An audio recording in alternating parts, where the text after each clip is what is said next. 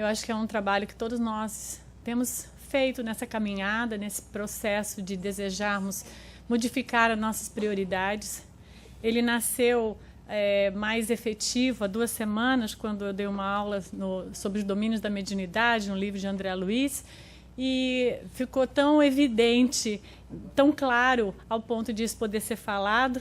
E hoje de manhã, fazendo parte na fluidoterapia, quando Marisa ficou fazendo a visualização, eu falei, nossa, ela já está dando a palestra. E aí eu fui sentindo, né, como isso está dentro de todos nós, esse desejo e essa vontade, né, de transmitirmos e de mudarmos as nossas prioridades. Bom, quando a gente pensa em prioridades, a gente vai ver que nós fomos, muitos de nós foi educado num sistema para sermos bem-sucedidos, termos sucesso. Muitas vezes criamos e fomos criados, né, nesse processo de adquirirmos sucesso. Sucesso em quê? Sucesso na escola, dependendo da faixa etária que você se encontra, sucesso nos esportes, sucesso na profissão, sucesso nas finanças, né? Então, isso são buscas que muitas vezes nós nos vemos envolvidos ou nos vemos educando as pessoas que estão à nossa responsabilidade à busca de. E isso tudo, a gente vai perceber que é um conjunto de possibilidades, essa questão de ter sucesso, e a gente, na verdade, tudo isso a gente assimila como se nós estivéssemos buscando o quê? A felicidade. Então, a gente, em nome da felicidade, nós buscamos várias fontes de sucesso. Esses objetivos, não há dúvida que eles são muito válidos na formação do ser, são muito válidos dentro do nosso processo educativo. Mas a gente vai perceber, de alguma forma, ou na criança, ou vai perceber numa fase mais adulta, que muitas vezes esse processo do sucesso nos torna muito competitivos. Então, nós enveredamos por um outro lado, que é, às vezes, muito mais a necessidade de competirmos um com o outro, a necessidade de nos destacarmos, de nos sentirmos, às vezes, especiais, porque estamos somos o primeiro, nos destacamos da melhor forma, fazemos da melhor forma, né? Então, muitas vezes, nós entramos num estado do sucesso como uma competição entre uma pessoa e outra, ou um coletivo, ou um time, ou um grupo, né? Só que isso, muitas vezes, gera na gente, esse automatismo da gente aplaudir o sucesso. Nossa, fulano tirou a melhor nota. Nossa, fulano se destacou no esporte, fez o menor tempo, deu a melhor sacada, a melhor de todos os tempos. Então, muitas vezes, a gente vai ver que a gente tem muito orgulho do nosso próprio, esse tipo de sucesso, mas muitas vezes isso nos leva, não a todas as pessoas, mas a algumas pessoas, nos levam a repudiar a falha. A gente começa a ter dificuldade de lidar com aquilo, ou dificuldade, não precisa nem ser muito longe, não, de ser o segundo lugar.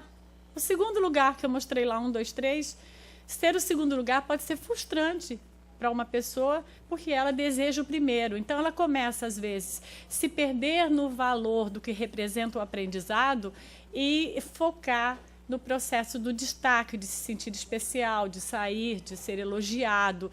E isso gera, muitas vezes, para o espírito, esse enaltecimento de disputas, né? O que eu estou dizendo aqui absolutamente não tem nada contra nenhum esporte, né? O esportista ali já está me olhando, não tem nada contra o esporte. Apenas a forma como nós vamos assimilando esse enaltecimento do sucesso. Isso, quando a gente enaltece muito as disputas e a gente começa a sentir muito competitivo, isso nos leva, muitas vezes, a um enfraquecimento da autoconfiança, né? Em atuar com esses nossos próprios recursos. A gente começa a ter o outro como meta, a gente começa a ter o outro como ídolo, e diante do outro que é melhor ou pior do que eu, isso pode me enfraquecer emocionalmente, eu colocando em xeque, em dúvidas, da qualidade daquilo que eu produzo. Né, da qualidade do meu abraço, porque o outro abraça mais gostoso, da qualidade do meu afeto, porque eu acho que o outro é mais afetuoso. Eu nem estou mais falando apenas no campo do sucesso, do outro ser mais rico, do outro morar no local melhor, do outro ser campeão porque tem uma melhor marca de tempo, mas sim numa forma em geral de uma competitividade nos levando a um senso de comparação um com os outros. Então, diante disso tudo, há uma insistência generalizada que a vida é o desfrute dos prazeres provindos desse sucesso.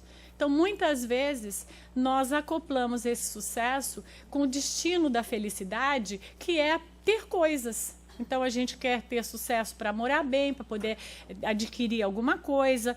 E a gente vai perceber que muito dessa representação de uma boa performance, muitas vezes está ligada a também a gente poder utilizar isso para a gente poder desfrutar o prazer.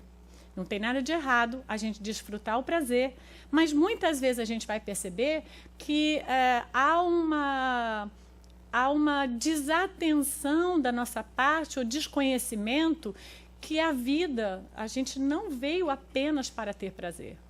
Então, a gente começa a crescer, a gente vai observar esse ser se desenvolvendo, numa busca de não fazer muito, às vezes, para ter bastante, para ter um retorno que é a gente viver o prazer. Né?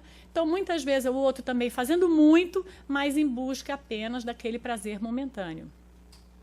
Então, tudo que foge do prazer, muitas vezes a gente vai tender a negar. Eu não quero enfrentar aquilo que eu não gosto. Então, a gente começa a entrar numa sintonia de que isso é muito bom para mim porque eu gosto desse resultado, e essa parte aqui eu não quero enfrentar. Por isso a gente criou aquela palavra procrastinação, foi criada.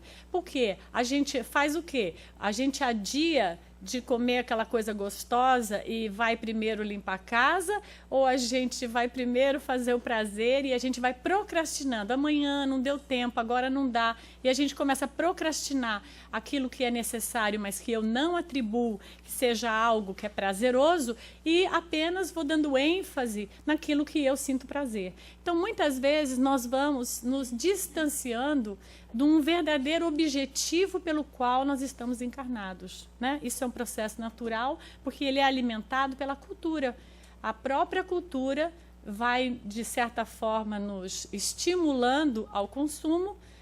O consumo vai exigindo que a gente faça uma performance maior, e nesse endividamento a gente acaba se sentindo prisioneiro desta visão do prazer. A televisão vai nos vender esse prazer, né? A pessoa bonita, aquela que come tal coisa, que faz tal coisa, que comprou tal coisa, e a gente vai nos enquadrando, se não percebermos, dentro desta caixinha. Aí eu fiquei pensando, quando a gente lê, né, o capítulo 2 do Evangelho, onde Jesus vai dizer que meu reino não é desse mundo, a gente começa, né, ter que fazer uma certa... Peraí, né, o que eu realmente estou buscando? Né? Claro, eu fui incentivado, fui criado, fui educado, sou influenciado, mas será, né, que eu tenho que me render a esta performance, que a vida material é super convidativa à minha pessoa e eu ficar aqui no prazer? Ou será que aquilo que eu vim fazer aqui é muito mais do que isso e é apenas transitório, temporário? Né? Porque esse meu reino não é desse mundo, essa aqui é uma passagem temporária. A gente está aqui passando um momento de experiência, de aprendizado, nós estamos nos reeducando, nós estamos vivenciando uma oportunidade de aprendermos. Então, quando a gente pensa em aprender e viver todo prazer, parece que não vai na mesma rota, né? Não está dentro do mesmo foco. Né? Então, muitas vezes, a gente vai criando uma distorção das prioridades que a gente tem na vida. Então, a gente usa muito essa frase, né? Eu não tenho tempo. Ah, mas você podia fazer mais isso, eu não tenho tempo. Você podia fazer oração, não dá tempo. Ah, mas você podia ler mais para buscar, se instruir, né? Mas eu não tenho tempo. A gente assimila esse não tenho tempo e quando se nós cronometrarmos o nosso tempo, nós vamos perceber, por exemplo, quantas horas algumas pessoas passam no Facebook. E quantas vezes a gente diz que a gente não tem tempo, por exemplo, de fazer exercício, mas a gente tem tempo de ficar checando aquilo que o outro postou, que não estou desprezando o que o outro postou, que deve ser bacana, mas que muitas vezes não está diretamente ligada àquilo que eu preciso, que eu estou buscando, que é a minha natureza, que é a minha necessidade. Então, a gente começa a perceber que há uma necessidade de perspectiva, de prioridades que precisa ser reavaliada, né? Então, Kardec, para a gente ficar bem alinhado nessa ideia entre o capítulo 2 do Evangelho e o que Kardec nos traz, ele na questão do Livro dos Espíritos, 573, ele é muito claro assim. A pergunta que ele faz aos espíritos é: o que consiste a missão dos espíritos encarnados? E os espíritos nos elucidam assim uma frase extremamente simples. Eles vão dizer: em instruir os homens, em lhes auxiliar o progresso, em lhes melhorar as instituições por meios diretos e materiais. Por meios, né? Até coloquei em vermelho por meios, porque é por meios. Então, as questões materiais é um meio utilizado pelo ser humano para gerar instrução, progresso e melhora na coletividade. Quando ele fala de melhorar as instituições, melhorar essa questão coletiva. E ele continua: ao mesmo tempo que o espírito se depura pela encarnação, ele concorre dessa forma para a execução dos desígnios da providência. Então, quer dizer, é um desígnio divino que nós venhamos a nos instruir. Isso é a base do espiritismo também, né? Que nós possamos entrar num processo de consciência de uma necessidade de nos autocuidar, de nos autoconhecer, de nos colocar diante dessa circunstância da evolução e também melhorar, compartilhar com o coletivo aquilo que eu consegui fazer comigo mesma. Então, se eu só represento prazer, eu apenas vou exalar para o outro isso. Olha, vamos curtir, né? Porque a gente veio aqui para curtir, vamos curtir até acabar. Né? Então, muitas vezes, a gente tem essa não consciência. Quando a gente é jovem, a gente quer curtir até 6 da manhã.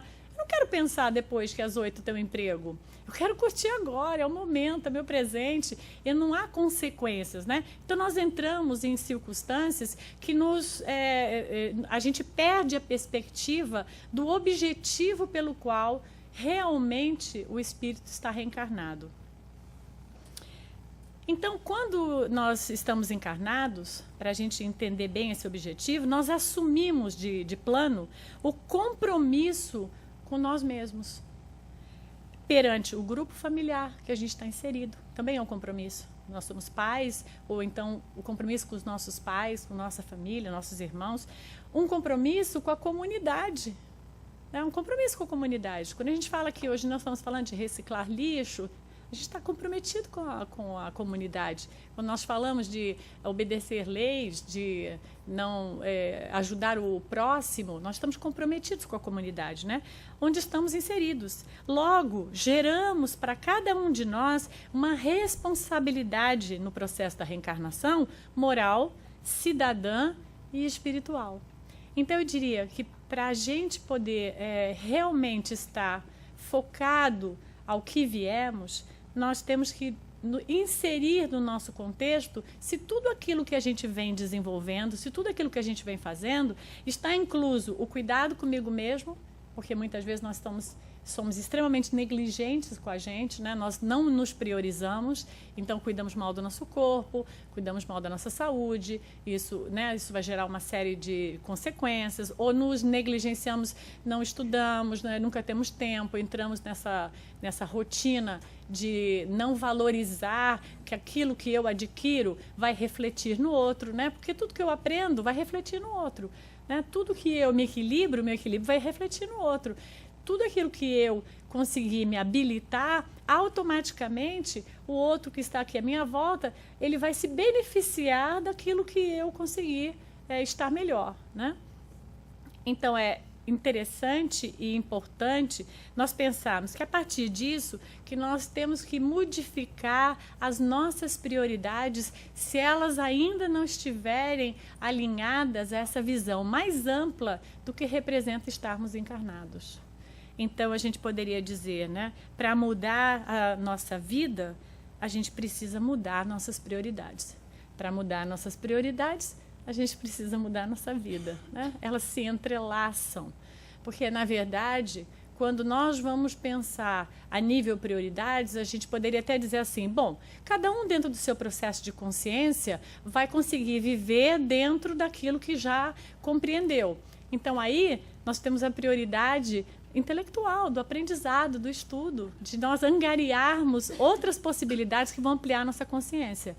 Ou então, se mudar prioridades representa eu enxergar que o outro existe, sair desse mundo que apenas existe eu lá dentro, né, que só eu, é para o meu bem, é para que eu me sinta melhor, para que eu viva melhor, e eu não consigo fazer uma inclusão do bem-estar do outro junto com o meu. Então, neste convite de mudar prioridades, eu estaria conseguindo fazer essa inclusão de todas essas necessidades, compreendendo que a gente aqui está para justamente isso, para a gente poder cuidar de nós mesmos e automaticamente do coletivo. Bom, como fazer isso, né? O que tem sido as minhas prioridades? Eu diria que seria a primeira pergunta. Né? Em vez do como, quais são as minhas prioridades? Como eu tenho agido? Talvez se você fizer um filme e essa conclusão não der para ser bem estabelecida, faça um roteiro diário. Como você gasta o seu dia?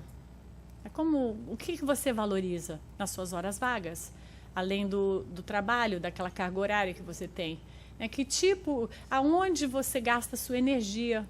Porque às vezes a gente pode estar trabalhando num ofício, fazendo algo ali, sentado no escritório, por exemplo, mas a nossa energia está sendo escoada porque nós estamos ali no text message falando mal de alguém, fazendo uma crítica.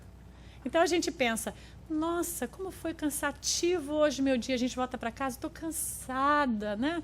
Puxa, mas aí até o outro que mora lá com você fala assim, mas você nem faz nada braçal, você teve algum problema? Não, não tive. Porque a minha energia foi escoada de uma outra forma, né? Com os pensamentos negativos, né? Com a indignação de alguma coisa que eu não aceito. Então, nós vamos perceber que o nosso cansaço mental, o que hoje é proliferado como estresse, né? Que todo mundo está estressado, né? Você fala que você está estressado, né? Estou estressado, minha vida é muito estressante, a gente só vai mudando um pouquinho o adjetivo, mas na verdade todos se sentem assim. Na verdade, muito do nosso estresse, ele está ligado a como nós utilizamos a nossa energia.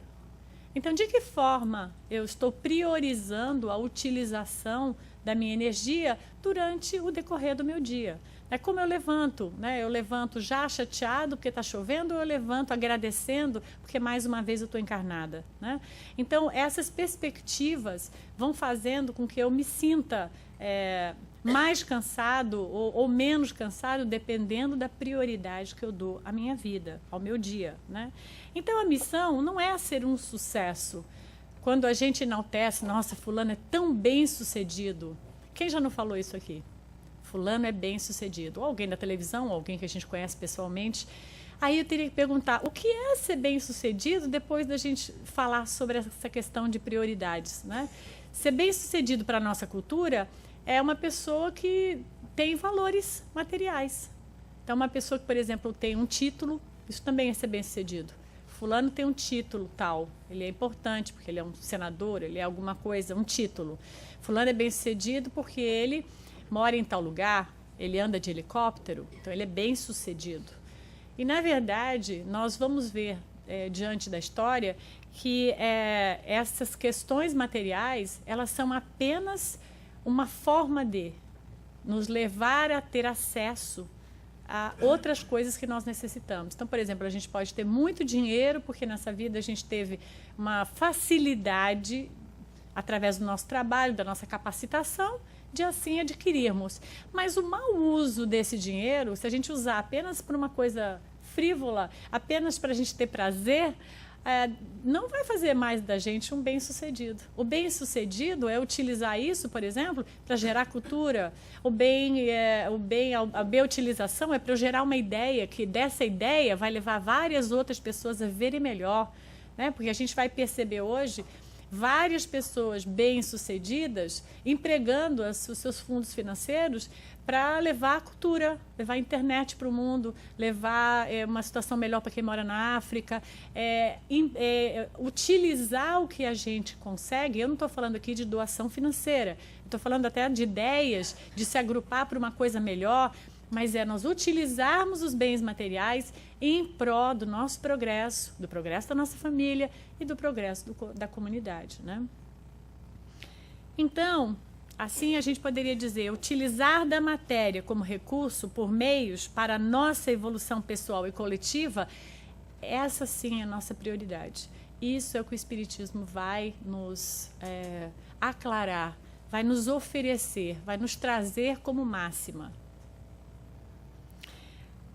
A FEB criou, a FEB é a Federação Espírita Brasileira, ela criou um roteiro muito interessante sobre vários estudos dentro da doutrina espírita.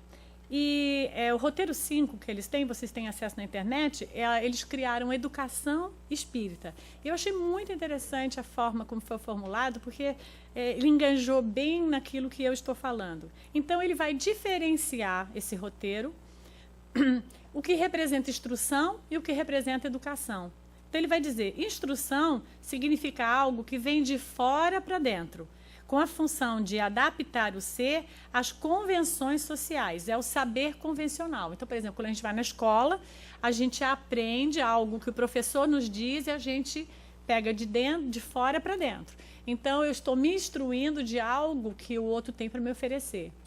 Então, nós promovemos isso para o filho, promovemos isso a nós mesmos, né? Buscamos, muitas vezes, nos instruir.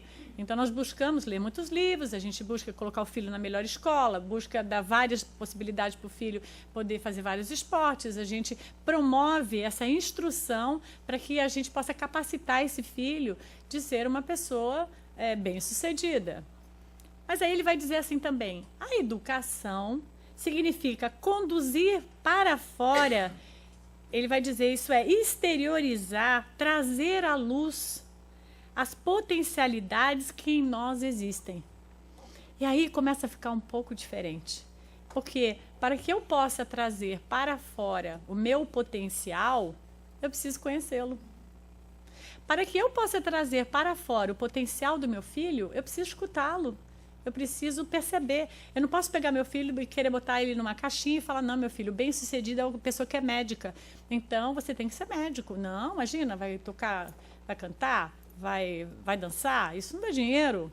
Então, aí, eu não estou educando meu filho para que ele se utilize do potencial dele, ou nem a mim mesma, para que eu me utilize do meu potencial, para que eu possa navegar bem nessa vida. Eu estou preparando meu filho para aquilo que eu acredito que é bem-sucedido. Eu estou preparando para eu colocar ele em algo para ele ganhar dinheiro e poder viver os prazeres. Então, para que a gente possa realmente conseguir se encaixar nessa vida, fazendo algo que a gente tem prazer, que a gente gosta, que a gente sente que a gente cresce, nós precisamos entrar em contato com essa potencialidade que nós temos internas. Ah, mas eu não sei qual é a minha. Vamos descobrir. O processo é descobrir. Nós estamos nos descobrindo, né? Mas minha família não aceita que eu seja isso. Então, aí eu começo a ter que potencializar aquilo que eu quero ser. Eu já conheci gente que disse, olha, eu fiz essa primeira faculdade porque era o que meu pai queria. Depois eu fiz essa outra, que era o que eu queria. Mas enquanto eu não realizei aquilo que meu pai quis, ele nem pagaria a minha faculdade. Então, isso também acontece. Então, nos educar é nós começarmos a entrar em contato com os potenciais internos que nós temos. E isso é que toda codificação nos traz, que nós precisamos nos autoconhecer. E isso é o que Jesus vem nos trazer como um guia e modelo, que nós precisamos captar dentro desse modelo o que tem de nós dentro disso.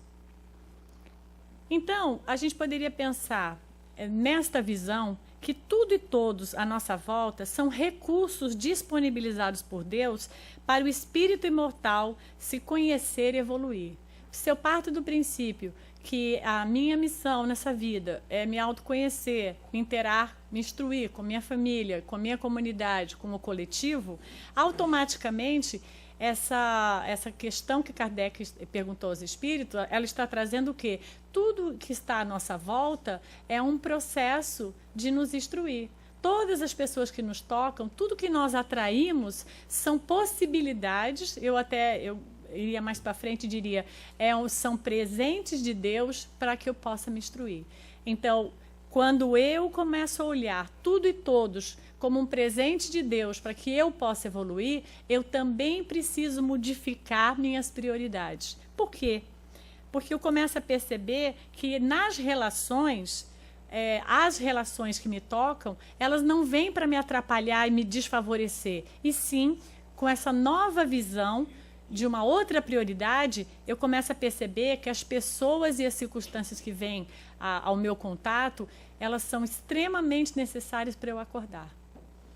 Talvez o outro absolutamente não saiba que ele está sendo o instrumento desse teu despertar, mas eu posso buscar, através das relações, me preocupar menos com o que o outro fez, o porquê o outro fez, e me enganjar mais em entender o porquê, o foco dos sentimentos que o outro despertou em mim.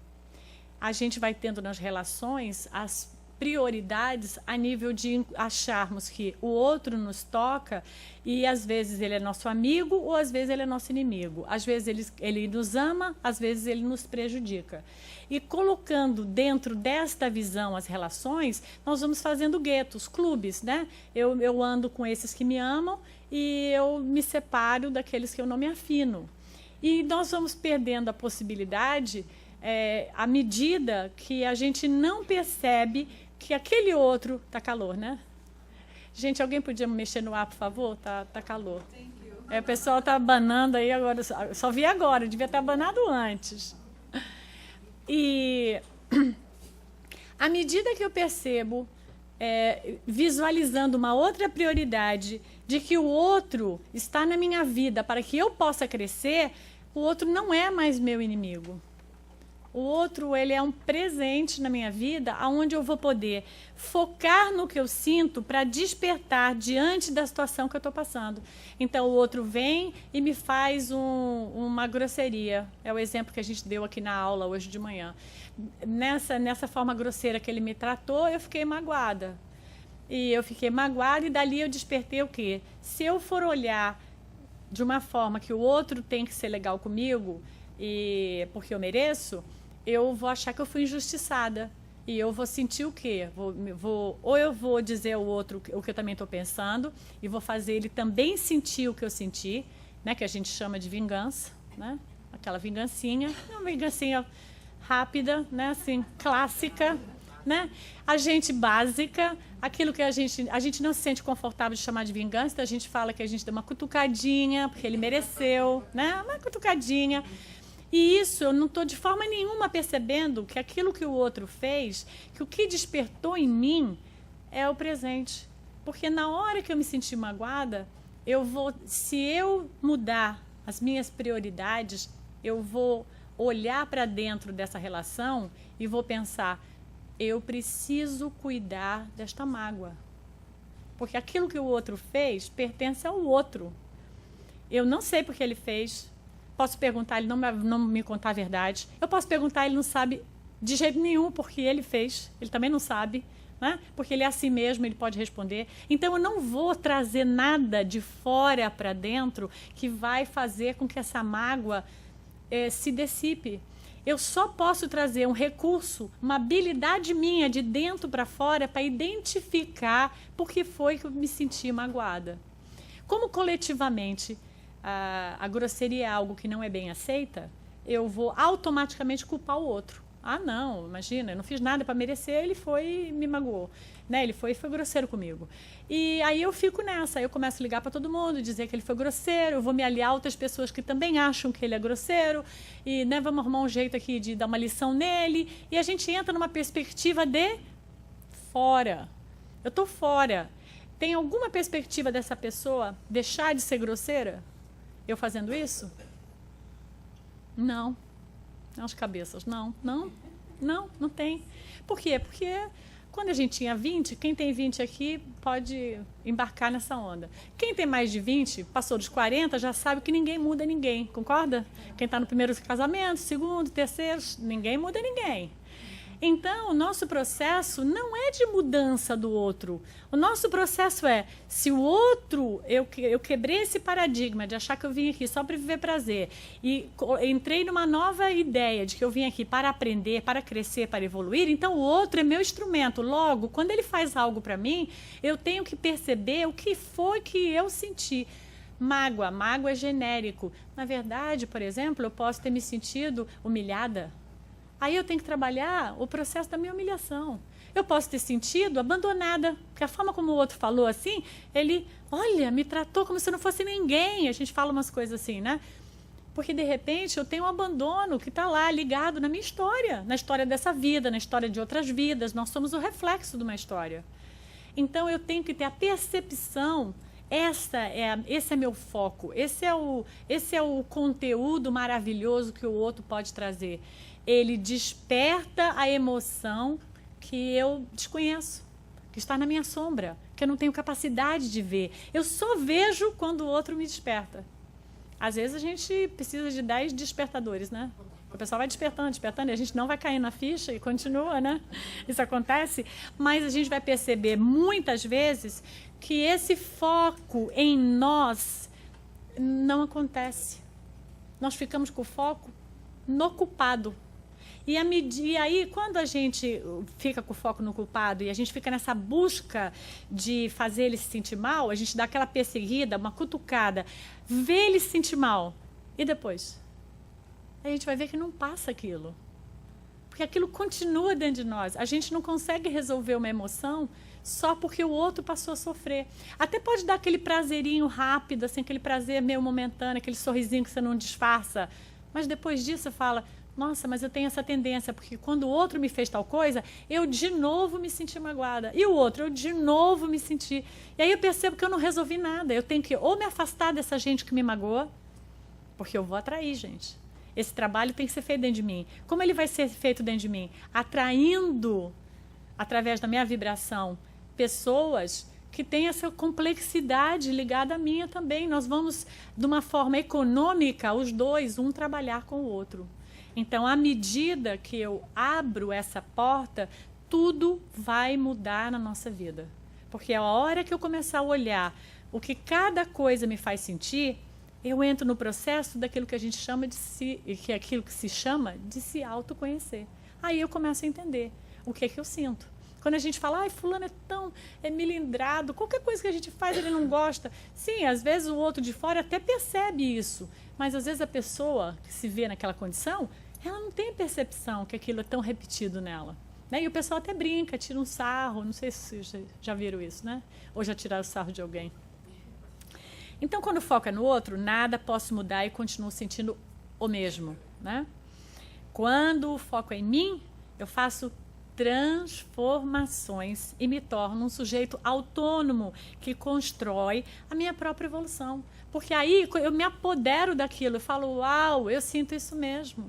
Quando a pessoa faz isso, me dá um buraco aqui, ó, no estômago de abandono e eu fico desnorteada, perdida.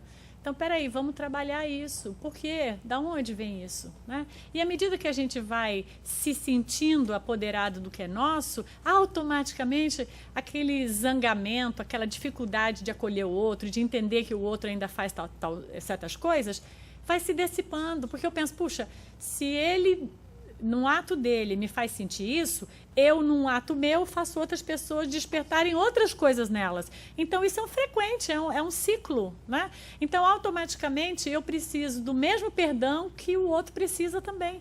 Então, do mesmo jeito que eu preciso perdoar, me sentir perdoado quando eu desperto e o outro vai lá cuidar do que é dele, e ele não vai se assimilar a mim, o outro automaticamente também precisa desse, eu vou reconfigurar, entendimento. Né? Que às vezes não é nem o perdão, a gente chama de perdão, mas o perdão foi feito dentro de um contexto tão pesado que parece que perdoar assim é você ir lá embaixo do mar, a quebrar aquelas correntes, precisar de 3 pessoas para subir aquele baú, e às vezes não é tudo isso. Às vezes o perdão é só o entendimento. Quando eu passo a entender que aquilo que o outro despertou em mim é meu e que aquilo que o outro faz é dele e eu tenho que trabalhar com o que é meu, eu automaticamente começo a entender aquilo que é dele. E aí não há mais a necessidade deste ressentimento entre eu e o outro. E sim a compaixão, a aceitação daquilo que desperta em mim e daquilo que desperta no outro. Faz sentido? Né? Então, dessa forma, você vai aprendendo a identificar o que sente e podendo trabalhar para se resolver internamente. Porque aí seria um segundo passo. Né? O segundo passo é, ok, Rosana, agora eu já entendi que eu fiquei magoado. Ok, agora eu já entendi que isso representa um abandono. E agora? Né? O que eu faço? Então, agora o que eu faço é eu me instruir de como lidar com essa parte que sou eu. Eu acho que é muito interessante a gente, por exemplo, poder buscar conhecer mais do que aquilo representa em nós. Então, buscarmos fazer ligações sinépticas, né, de outras vezes que eu já senti isso. Né? Olha, agora que eu estou percebendo, nossa, quando fulano fez, eu também senti. E quando ciclano fez, eu também senti. Então, isso é um padrão em mim. Eu tenho esse padrão, essa tendência de me sentir dessa forma. E nessa identidade, eu vou me descobrindo. E automaticamente, nós entramos num processo muito interessante, que eu acho que é o processo da autoaceitação. Porque à medida que a gente vai percebendo que essas fragilidades existem, nós também vamos acolhendo elas e pensando, meu Deus, faz parte desse processo. Jesus foi tão claro no Evangelho quando ele nos trouxe a perspectiva de que nós poderíamos curar como ele curava e muito mais. Então, peraí, essa luz, ela está dentro de mim. Eu apenas estou no processo de resplandecê-la. Então, resplandecer, lembra da educação? É me habilitar a. Então, à medida que eu vou lidando com aquilo que é meu, assim eu vou estar resplandecendo a minha luz. Aqui, o tempo que eu estou lidando com o que é do outro, eu vou estar fuxiqueiro. Não vou estar resplandecendo a minha luz. Né? Então, esse processo, ele totalmente inclui o outro. Porque à medida que eu vou entendendo isso, eu totalmente vou entendendo o outro. Então, esse convite de nós sermos autônomos no sentido, nós podemos lidar com aquilo que é nosso à medida que a gente tem a vontade de conhecer. Né? Porque a gente poderia dizer, isso é difícil. Não, peraí, mas e se eu descobrir uma coisa sobre mim que eu não vou gostar? Vocês acham que tem alguma possibilidade que a gente não vai descobrir alguma coisa que a gente pode não gostar dentro de um sistema de que a gente tem que ser perfeito, o bem-sucedido perfeito, que nunca erra? Mas se eu não olhar mais com essa visão, mudar meu paradigma e falar assim, todo mundo está aqui na Terra, num planeta de provas e expiações, buscando se conhecer e se transformar. Então, nós estamos numa escola que ainda não é o doutorado. Não é. Nós estamos no primário. Nós ainda estamos nos alfabetizando. Dentro da alfabetização, olha como a gente tem tolerância com a criança. A criança vai, escreve, pequenininha assim, escreve tudo meio errado. A gente fala, que lindo, olha como ela escreve. Está tudo torto, você mal lê. Mas você não acha o máximo? Porque você entende que para aquela faixa etária dela, ela está sendo esplêndida. Por que a gente não entende que para a nossa faixa, nós ainda também estamos aprendendo a escrever? Né? Isso não quer dizer que a gente vai estar assim, entrando num processo agora de acomodação em quem nós vamos ser. Não, isso quer dizer que a gente pode utilizar o Evangelho como guia, como modelo, e buscarmos esse aconselhamento, né, que a proposta espírita nos traz, desse olhar para dentro e utilizarmos, através de todo esse trabalho, toda essa literatura, todas essas experiências, aprendermos a fazer melhor. Então, aqui hoje, nós estamos o quê? Numa escola onde todos nós somos alunos, né? Em casa, nós somos o quê? Nós estamos numa escola onde toda aquela gente que mora lá com a gente é aluno. Não tem lá. A gente pensa que os pais são os professores e os alunos são os filhos. Olha, se a gente for observar hoje em dia certos filhos, você vai ver que o papel é totalmente inverso. Eu já conheço mãe que diz, ela é minha mãe, né? Porque se comporta com muito mais maturidade do que eu. Então, se a gente for pensar a nível trabalho, não há, existe um chefe, uma hierarquia, você é funcionário, mas todo mundo ali dentro, ali é uma escola educativa para todos. Então, dentro dessa visão de escolaridade, eu preciso me colocar numa posição menos egóica e mais de aprendiz.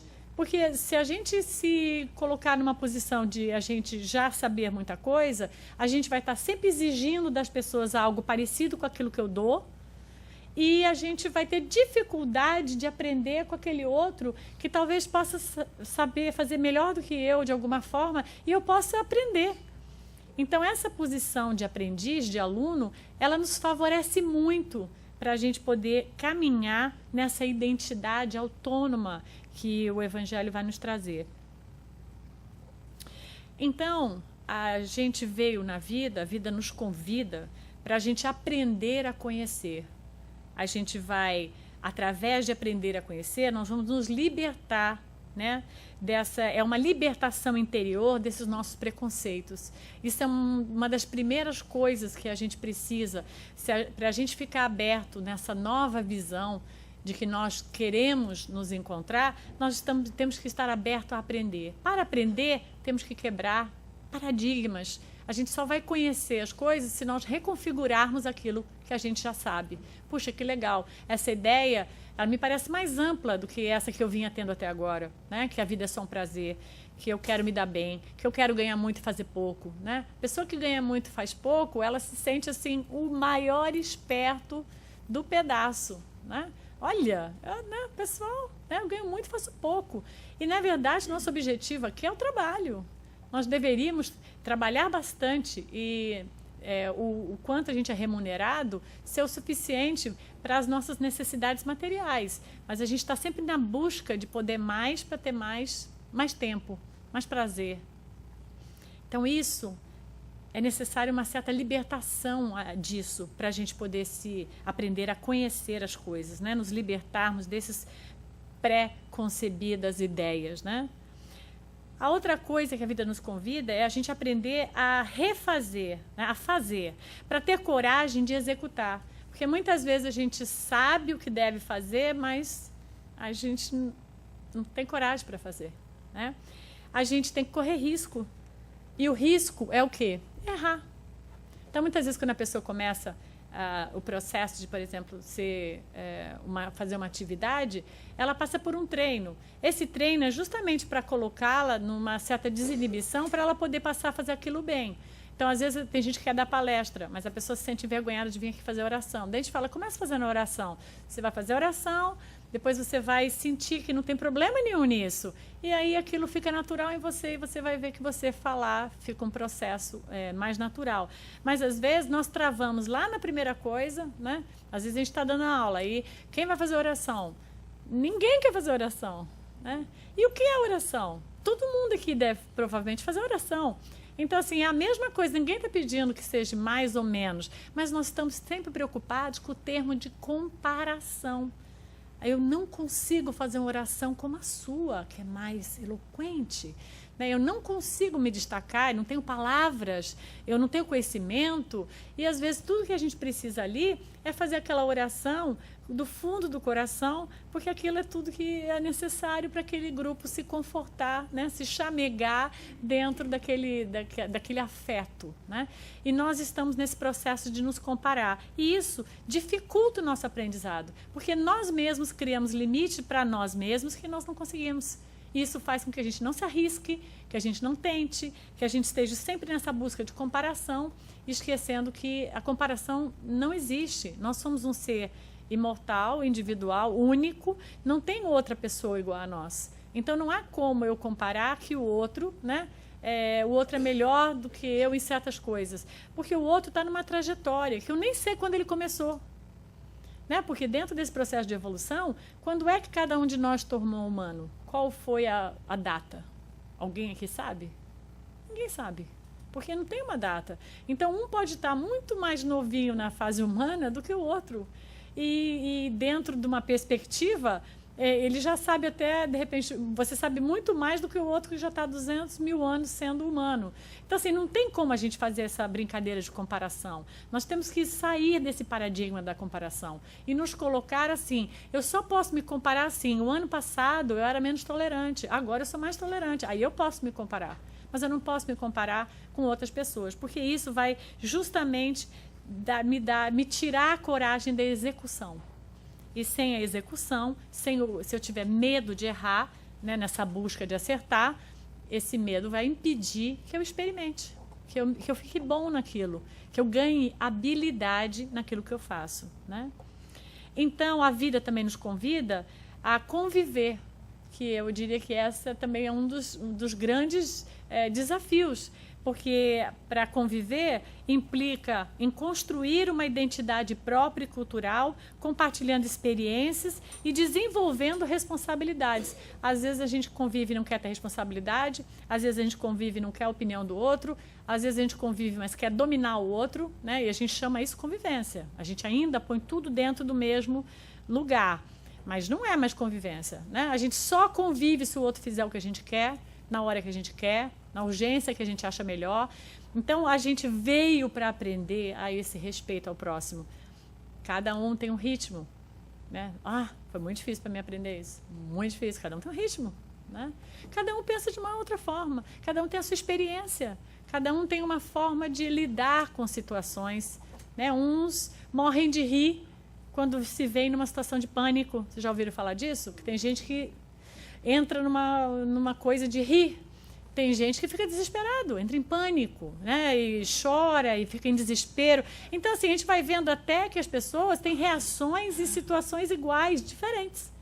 Então, essa necessidade de convivência, ela é muito importante, porque se o outro é a forma de eu crescer, eu não posso me isolar. Não, eu só tenho um amigo, porque, olha, amigo é difícil, eu já experimentei, mas as pessoas são falsas, traem, coisa e tal, eu prefiro ter poucos. Você vai limitar o aprendizado a esse pouco que você tem. Então, acho assim, por que limitar? Vamos ter amigos, vamos, né? A gente até distingue amigo de colega. Não, porque amigo é mais forte, colega não é menos. Não tem graduação, né? Tem seu nível de envolvimento, tem a aproximação, tem o seu desejo, tem várias coisas. Então, para mim, acho que todo mundo chama amigo. Até que se prove ao contrário, só se você realmente não quer ser amigo da pessoa. Mas, senão, todo mundo é amigo. E a gente não tem que ficar fazendo graduações de amigo, né? Todo mundo está ali apto a trocar com a gente. Esse é o senso da amizade. A trocar algo. Você pode ser mais generoso, menos generoso, ele vai ser o que ele é. Nem mais, nem menos. Né? Outro convite que a vida nos faz é aprender a ser. Então, a gente passa por essas outras formas para a gente aprender a ser com o outro, com as circunstâncias, né? Com aquilo que a gente vai ressaltar essa necessidade de superação das visões fragmentadas e a concepção integral do ser humano. A gente trata muitas vezes de particularidades nossas sem perceber o ser integral que nós somos. Então a gente super trata do corpo, algumas pessoas, né, e querem ter aquele corpo perfeito, mas não trata da vida espiritual. Às vezes o outro super trata da vida espiritual, mas debanda no corpo e o corpo se ressente, né? Às vezes a gente super investe no relacionamento e abandona os amigos, né? Isso acontece muito. Quem aqui já divorciou sabe disso. Quem comete esse erro, quando divorcia, sente, meu Deus, não tem ninguém. Aí você vai ver, eu investi tudo na vida de relacionamento. e eu não preciso mais dos amigos, porque agora eu tenho o relacionamento. Aí quando você termina o relacionamento, você vai correndo buscar os amigos, né? Então, nós precisamos aprender a entender que nós somos um ser integral. Todas as áreas precisam de aparato. Eu sou um super, trabalhador. Então, eu só trabalho. Nunca vejo meus filhos, nunca posso passear, nunca me divirto, nunca faço nada, porque eu sou um trabalhador. A gente sabe também que o corpo, os relacionamentos, eles vão tendo problemas. Então, nós nascemos para integrarmos essa capacidade de cuidarmos de todas as áreas que o espírito imortal tem. Enquanto encarnado, a gente tem mais uma, a matéria do corpo físico a nível abastecer, se alimentar, a gente precisa disso, que desencarnado a gente não tem este corpo e esta vida material. Então é mais um homework. Mas o grande equilíbrio é nós temos a capacidade de conseguirmos gerenciar todas as áreas que nós somos colocados a, né? Então, aprender a conhecer, aprender a fazer, aprender a conviver, aprender a ser, né? É tudo que a gente precisa investir. A prioridade deve ser a autonomia pessoal decorrente do conhecimento das leis naturais, tendo como guia e modelo Jesus. Então, se alguém tem dúvida, hoje até de manhã uma pessoa disse, mas como eu vou saber que eu estou fazendo certo e errado? Eu falei, a gente tem um modelo. Todas as dúvidas que nós tivermos de quando nós estamos na rota certa ou não, é só a gente ir ao Evangelho. A gente vai encontrar no Evangelho todas as respostas para aquilo que nós precisamos elucidar naquele momento da nossa vida. Em que sentido? Se eu estou dentro das prioridades como espírito imortal ou se eu estou vivendo uma vida como um ser material. Então, a sugestão, vamos determinar quais são as nossas prioridades. Gente, muita paz, obrigada, bom domingo para todos.